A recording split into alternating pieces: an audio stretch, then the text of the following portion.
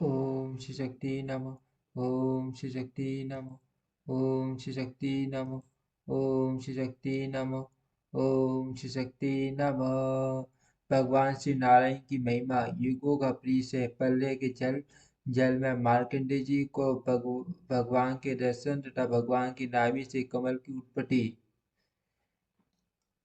भीष्म जी बोले, ब्राह्मण, आपने भगवान श्री रामचंद्र जी की महिमा का वर्णन किया। पुण्य उन्हीं से श्री विष्णु भगवान के महात्म्य का प्रतिपादन कीजिए। उनकी नाभि से वह सूर्य में कमल कैसे उत्पन्न हुआ? प्राचीन काल में वैष्णवी सृष्टि कमल के भीतर कैसे हुई? धर्मात्मा मैं श्रद्धापूर्वक सुनने के लिए बैठा हूँ और आप मुझे भगवान नारायण का यह अवश्य सुनाइए। पुलिसजी जी ने कहा, कुरुश्रेष्ठ, आप उत्तम कुल में उत्पन्न हुए हो और आपके हृदय में जो भगवान श्री नारायण के सुयश को सुनने की उत्कंठा हुई है, यह उचित ही है। पुराणों में जैसा वर्णन किया गया है, देवताओं के मुख से जैसा सुना है, तथा दैवपायन व्यास जी ने अपनी तपस्या से देख कर जैसे बतलाया है, वह अपनी बुद्धि के अनुसार मैं आपसे कहूँगा। ये विश्व परम सुंदर श्री नारायण का स्वरूप है। इसे मेरे पिता ब्रह्मा जी भी ठीक ठीक नहीं जानते, फिर दूसरा कौन जान सकता है? वे भगवान भगवान नारायण ही महर्षियों के गुप्त रहस्य सब कुछ देखने और जानने वालों के परम तत्व अध्यात्म वेताओं के अध्यात्म अधिदैव तथा अधिभूत हैं। वे ही परम ऋषियों के परम ब्रह्म हैं।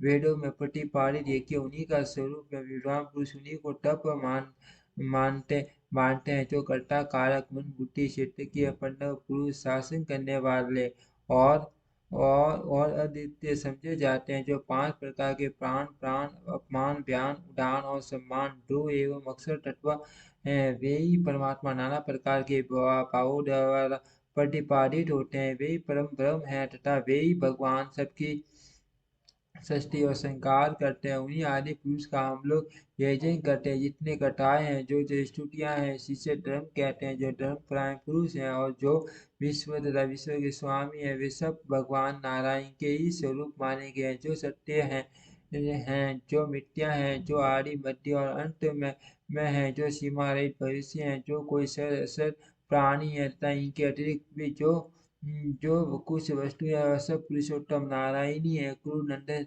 4000 दिव्य वर्षों तक सतयुग कहा गया। उसकी संध्या और संध्या 800 वर्षों के माने गए हैं। उस युग में धर्म अपने चारों सरों से मौजूद रहता है और अधर्म एक ही पैर से स्थित होता है। उस समय जब सब मनुष्य सर्वधर्म परायण और शांत होते हैं, सत्य युग में सत्य, पवित्रता और धर्म की वृद्धि होती है। श्रेष्ठ पुरुष जिसका आचरण करते हैं, वही कर्म उस समय सबके द्वारा किया और कराया जाता है। राजन, छठ युग में जन्म धार्मिक अथवा नीच कुल में उत्पन्न सभी मनुष्यों को ऐसा ही धर्मानुकूल बर्ताव होता है। टेटा टेटा युग का मान 3000 दिव्य वर्ष बतलाया गया है। उसकी 2 संध्याएं 600 वर्षों की होती हैं। उस समय धर्म 3 चरणों से और धर्म 2 पादों से स्थित रहता है। उस युग में सत्य एवं शौच का पालन तथा यज्ञादि का अनुष्ठान होता है। त्रेता में चारों वर्णों के लोग केवल लोभ के कारण विकारों को प्राप्त होते हैं। वर्ण धर्म में विकार आने से आश्रमों में भी दुर्बलता आ जाती है। यह त्रेता युग के देव निर्मित विचित्र गति है। द्वापर 2000 दिव्य वर्षों का होता है। इसकी संध्याओं का मान 400 वर्ष का बताया गया है। उस समय के प्राणी रजोगुण से विभूत होने के कारण अधिक अधिक अर्थपरायण सठ ऋषियों की जीविका का नाश करने वाले तथा शुद्ध होते हैं। द्वापर में धर्म 2 सन्नों से और अधर्म 3 पादों से स्थित रहता है। दोनों संध्याओं से कलयुग का मान 1200 दिव्य वर्ष है। यह क्रूरता का युग है। इसमें अधर्म अपने चारों पादों से और धर्म एक ही शरण से स्थित रहता है। उस समय मनुष्य कामी, तमोगुणी और नीच होते हैं। इस युग में प्राय कोई साधक, साधु और सत्यवादी नहीं होता। लोग नास्तिक होते हैं। ब्राह्मणों के प्रति उनकी भक्ति नहीं होती। सब मनुष्य अहंकार के वशीभूत होते हैं। उनमें परस्पर प्रेम प्राय बहुत ही कम होता है। कलयुग में ब्राह्मणों के आश्रम प्राय शूद्रों के से हो जाते हैं, आश्रमों का रंग भी बिगड़ जाता है, सब युग का अंत होने होने को आता है। उसी समय तो वर्णों के पहचानने में भी संदेह हो जाता है, कौन मनुष्य किस वर्ण का है, ये समझना कठिन हो जाता है। यह 12,000 दिव्य वर्षों का समय एक शतयुग सौकड़ी कहलाता है। इस प्रकार के 60 शतयुग योग बीतने पर ब्रह्मा का एक दिन होता है। इस प्रकार ब्रह्मा की भी आयु जब समाप्त हो जाती है, तब काल संपूर्ण प्राणियों के शरीर की आयु पूरी हुई। जान जगत का संहार करने के लिए महाप्रलय आरंभ करता है। योग शक्ति संपन्न सर्वस्वरूप भगवान नारायण सूर्य रूप होकर अपनी प्रसन्न किरणों से समुद्र को सोख लेते हैं। तदंतर श्री हरि बलवान वायु का रूप धारण कर सारे जगत को कपाते हुए प्राण अपमान और सम्मान आदि के द्वारा आक्रमण करते हैं। ग्रांडीय का विषय ग्रांडेंद्रिय तथा पार्थिव श्री ये गुण गुण पृथ्वी में समा जाते हैं। रसेंद्रिय उसका विषय रस और स्नेह आदि जल के गुण जल में लीन हो जाते हैं। नेत्रेंद्रिय उसका उसका विषय रूप और मंदता पटुता आदि नेत्र के गुण ये अग्नि अग्नि तत्वों में प्रवेश कर जाते हैं। वागिंद्रिय और उसका विषय स्पष्ट और श्रेष्ठता आदि वायु के गुण ये वायु में समा जाते हैं।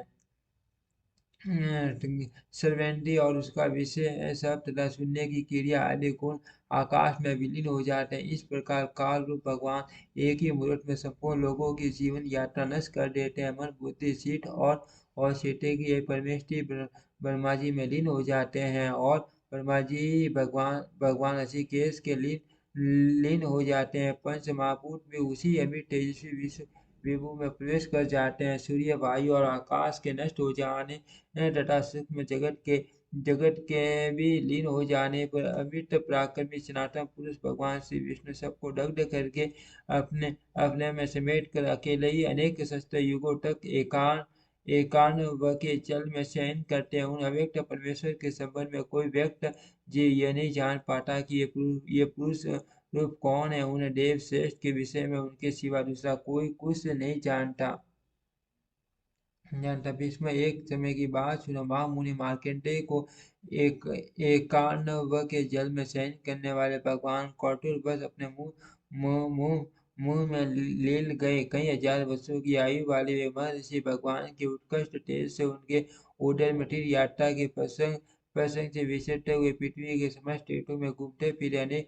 अनेकों पुण्य तीर्थों के जल से युक्त वन और नाना प्रकार के आश्रम उन्हें दृष्टिगोचर हुए। उन दक्षिणाओं से संपन्न यज्ञ द्वारा यजन करने वाले यजमानों तथा यज्ञ में सम्मिलित सैकड़ों ब्राह्मणों को भी उन्होंने भगवान के उदर में देखा। वहाँ ब्राह्मण आदि सभी वर्णों के लोग सदाचार में स्थित थे। चारों ही आश्रम अपनी अपनी मर्यादा में स्थित थे। इस प्रकार भगवान के उदर में समूची पृथ्वी पर विचरते बुद्धिमान मार्कंडेय जी को 100 वर्षों से कुछ अधिक समय बीत गया। तदनंतर वे किसी समय पुण्य भगवान के मुख से बाहर निकले। उस समय भी सब और एकांत व का जल ही दिखाई देता था। समस्त दिशाएं कूड़े से आसानी थी। जगत संपूर्ण प्राणियों से रहित था। ऐसी अवस्था में मार्कंडेय जी ने देखा एक बरगद की शाखा पर एक छोटा सा बालक सो रहा। यह देख कर मुनि को बड़ा आश्चर्य हुआ। वे उस बालक का वृतांत जानने के लिए उत्सुक हो गए। उनके मन में यह संदेह हुआ कि मैंने कभी इसे देखा है। यह सोचकर वे उस पूर्व परिचित बालक को देखने के लिए आगे बढ़े। उस समय उनके नेत्र भय से कातर हो रहे थे। उन्हें आते देख बाल रूपधारी भगवान ने कहा, मार्कंडेय आपका स्वागत है, आप डरो मत, मेरे पास चले आओ। मार्कंडेय जी बोले, यह कौन है जो मेरा तिरस्कार करता हुआ मुझे नाम लेकर पुकार रहा है। भगवान ने कहा, बेटा मैं आपका पितामह आयु प्रदान करने वाला पुराण पुरुष हूँ। मेरे पास आप क्यों नहीं आते। आपके पिता अंगिरस मुनि ने पूर्व काल में पुत्र की कामना से तीव्र तपस्या करके मेरी आराधना की थी। तब मैंने उन अमित तेजस्वी महर्षियों को आपके जैसा तेजस्वी पुत्र होने का सच्चा वरदान दिया था। यह सुनकर मां तपस्वी मार्कंडेय जी का हृदय प्रसन्नता से भर गया। उनके नेत्र आश्चर्य से खिल उठे। वे मस्तक पर अंजलि बांधे नाम गोत्र का उच्चारण करते हुए भक्तिपूर्वक भगवान को नमस्कार करने लगे और बोले, भगवान मैं आपकी माया को यथार्थ रूप से जानना चाहता हूँ। इस एकांत वन के बीच आप बाल रूप डर के कैसे सो रहे हैं। श्री भगवान ने कहा, ब्राह्मण मैं नारायण हूँ, जिन्हें हजारों हजारों मस्तकों और हजारों सन्नों से युक्त बताया जाता है। वह विराट परमात्मा मेरा ही स्वरूप है। मैं ही सूर्य के समान वन वाला तेजो में पुरुष हूँ। मैं देवताओं को अभिषेक पहुँचाने वाला अग्नि हूँ, और मैं ही सात घोड़ों के रथ वाला सूर्य हूँ। मैं ही इंद्र पर प्रतिष्ठित होने वाला इंद्र और ऋतुओं में परि परिवत्सर हूँ। संपूर्ण प्राणी तथा समस्त देवता मेरे ही स्वरूप है। मैं सर्पों में शेष नाग और पक्षियों में गरुड़ हूँ। संपूर्ण भूतों का संहार करने वाला काल भी मुझे ही समझना चाहिए। समस्त आश्रमों में निवास करने वाले मनुष्यों का धर्म और तप मैं ही हूँ। मैं दया परायण, धर्म और दूध से भरा हुआ महासागर उठा, जो सत्य स्वरूप परम तत्व है, वह भी मैं ही हूँ। एकमात्र मैं ही प्रजापति हूँ। मैं ही सांख्य, मैं ही योग और मैं ही परम पद हूँ। यज्ञ क्रिया और ब्राह्मणों का स्वामी भी मैं ही हूँ। मैं ही अग्नि, मैं ही वायु, मैं ही पृथ्वी, मैं ही आकाश और मैं ही जल। मैं जल, समुद्र, नक्षत्र तथा दसों दिशाएं हो, वर्षा, सोम, मेघ और अभिषेक, इन सब के रूप में मैं ही हूँ। शेष सागर के भीतर तथा समुद्र गट बड़वाग्नियों के मुख में भी मेरा ही निवास है। मैं ही सर्वतक अग्नि होकर सारा जल सोख लेता हूँ। मैं ही सूर्य हूँ। मैं ही परम पुरातन तथा सबका आश्रय हूँ। भविष्य में भी सर्वथा मैं ही प्रकट होऊंगा तथा भावी संपूर्ण वस्तुओं की उत्पत्ति मुझसे ही होती है। विप्र, संसार में आप जो कुछ देखते हो, जो कुछ सुनते हो और जो कुछ अनुभव करते हो, उन सबको मेरा ही स्वरूप समझो। मैंने ही पूर्व काल में विश्व की सृष्टि की है तथा आज भी मैं ही करता हूँ। आप मेरी ओर देखो मार्कंडेय, मैं प्रत्येक युग युग में संपूर्ण जगत की रक्षा करता हूँ। इन सारी बातों को आप अच्छी तरह समझ लो। यदि धर्म के सेवन या श्रवण की इच्छा हो तो मेरे उदर में रहकर सुख विषयों में मैं एक अक्षर का और मैं ही तीन अक्षर का मंत्र हूँ। ब्रह्मा जी भी मेरे ही स्वरूप हैं। धर्म, अर्थ, काम, रूप, त्रिवर्ग से परे है ओंकार स्वरूप परमात्मा, जो सबको तात्विक दृष्टि प्रदान करने वाले हैं, मैं ही हूँ। इस प्रकार कहते हुए उन महाबुद्धिमान पुराण पुरुष परमेश्वर ने माँ मुनि मार्कंडेय जी को तुरंत ही अपने मुंह में ले लिया।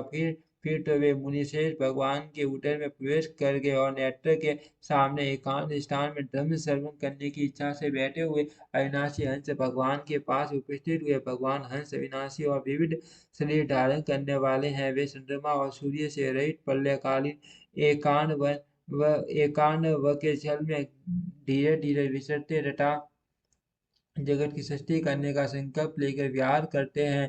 तदनंतर विमल सहित महात्मा असने लोक रचना का विचार किया। उस विश्वरूप परमात्मा ने विश्व का चिंतन किया एवं भूतों की उत्पत्ति के विषय में सोचा। उनके तेज से अमृत के समान पवित्र जल का प्रादुर्भाव हुआ। अपनी महिमा से कभी क्षीण न होने वाले सर्वलोक विधाता महेश्वर श्री हरि ने उस मान जल में विधिवत जल क्रीड़ा की। फिर उन्होंने अपने नाभि से एक कमल उत्पन्न किया, जो अनेकों रंगों के कारण बड़ी शोभा पा रहा था। वह सुवर्णमय कमल सूर्य के समान तेजोमय प्रतीत होता था। ओम श्री शक्ति नमः। ओम श्री शक्ति नमः।